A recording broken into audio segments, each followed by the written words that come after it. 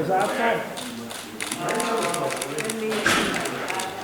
Si riaprono le porte della grande mostra su Van Gogh. Dopo 3 mesi di chiusura, le chiavi della sicurezza del Centro Culturale San Gaetano aprono nuovamente le sale che per tutte queste settimane sono state le soli custodi di oltre 100 capolavori di fama internazionale. Lo storico dell'arte trevigiano Marco Goldin ha voluto festeggiare la riapertura dei musei con una seconda inaugurazione. Dall'altra parte, anche tranquillo. Non vorrei fare guai, No, ecco qua, quindi liberiamo, questo è il disegno più vecchio della mostra. Le opere d'arte arrivate a Padova da tutto il mondo in questo periodo sono state ricoperte da particolari rivestimenti di tessuto in fibra di carbonio per mantenerne lo stato di conservazione ottimale. Da quando è stato annunciato il ritorno del Veneto in zona gialla, i centralini di Linea d'Ombra, che gestisce le visite della mostra, sono stati presi d'assalto.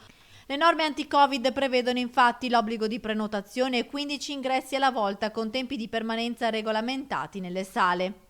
Se adesso invece si aprisse una situazione di continuità nell'apertura, magari con i sabati e le domeniche inclusi e poi magari sperabilmente prima o poi con la riapertura dei confini regionali e dunque la mobilità fra le regioni, allora una proroga che speriamo di poter fare di un paio di mesi e sarebbe fondamentale per recuperare non tutto quello che è stato perduto, ma almeno una gran parte. Nel frattempo sono stati riaperti anche i musei civici padovani, con la Cappella degli Scrovegni visitabili in gruppi di massimo 10 persone. L'assessore alla cultura Colasio, felice per la riapertura, non c'era però il dispiacere che mostre e musei restino chiuse nel fine settimana e per questo ha annunciato l'invio di una lettera al ministro Dario Franceschini.